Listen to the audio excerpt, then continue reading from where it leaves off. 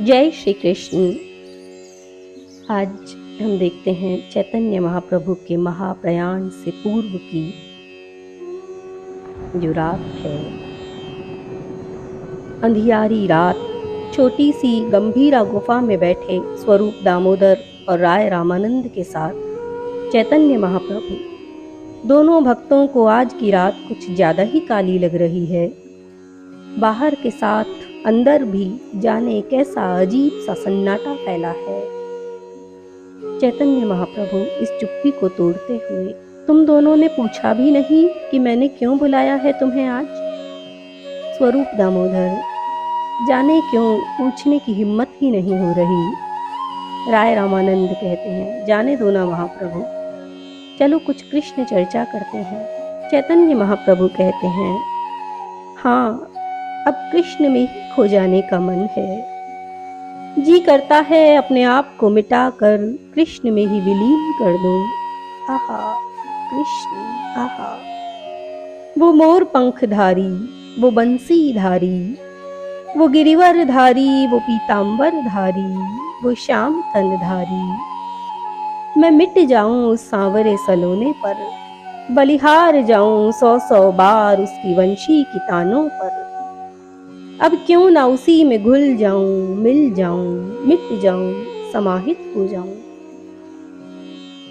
रामानंद राय कहते हैं, आप उसी में तो घुले मिले हुए हैं, बाकी कहाँ कुछ शेष है रामानंद जी, है।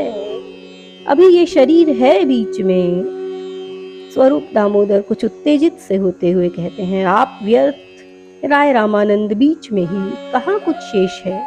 आपके अंतर बाहर रोम रोम में कृष्ण ही कृष्ण तो है। और मैं तो यहाँ तक कह सकता हूँ कि कृष्ण के भी तन मन प्राणों में आप ही बसे हो। चैतन्य महाप्रभु कहते हैं, हाँ मानता हूँ, मैं आज मानता हूँ, स्वीकार करता हूँ, कृष्ण भी मुझसे बहुत प्रेम करता है और इसीलिए तो अब बुलावा आ गया है उसके पास से, अब जाने का समय आ गया। राय रामानंद ने एक तरफ मुख करके आंखों में छलक आए अश्रुओं को अति शीघ्रता से पूछा।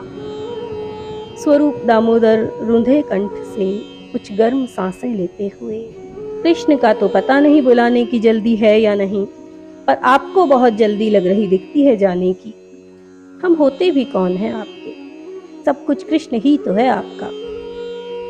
चैतन्य महाप्रभु दोनों हथेलियों में स्वरूप दामोदर का चेहरा लेकर, कैसी बात करते हो जी?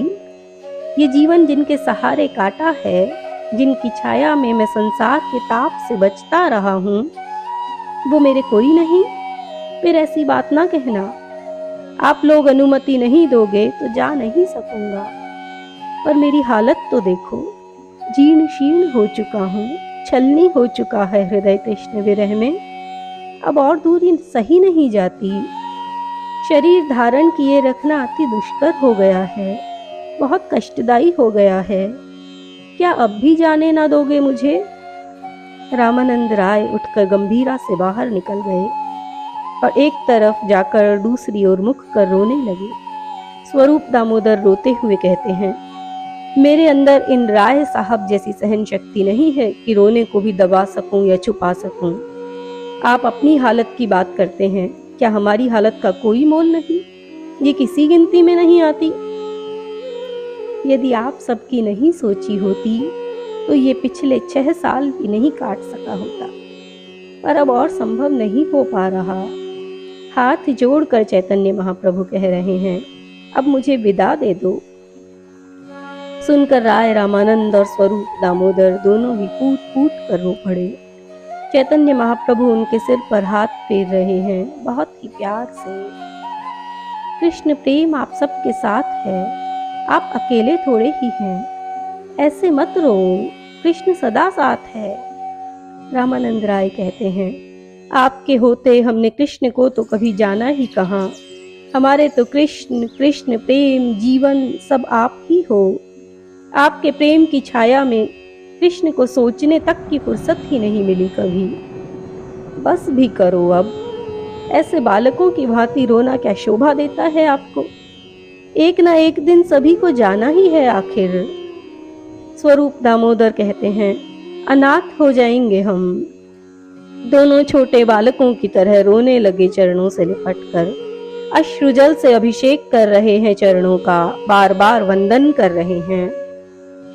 स्वरूप दामोदर चरण पकड़कर कहते हैं, जाते जाते एक आशीर्वाद देते जाओगे मुझे? चैतन्य महाप्रभु कुछ संकुचित से, क्या? स्वरूप दामोदर आशा भरी नजरों से देखते हुए, वचन देते हो पहले? अब जाते जाते ना क्या करूंगा, बोलो कृष्ण को भी मांगोगे आज तो दे दूंगा। कृष्ण तो आप अपने पास ही रखिए, संसार में आपका आखिरी समय मेरी सांसों का भी आखिरी समय हो। चैतन्य महाप्रभु झटके से चरण छुड़ाकर उठते हुए कहते हैं, स्वरूप जी, यह आप क्या कह गए? स्वरूप दामोदर मन ही मन, जो आप बिना कहे ना समझ सके कि आपके बिना जी ना सकूंगा। बोलो चैतन्य महाप्रभु की जय, बोलो स्वरूप दामोदर की जय, बोलो रामानंद राय की जय, बोलो श्री कृष्ण की जय।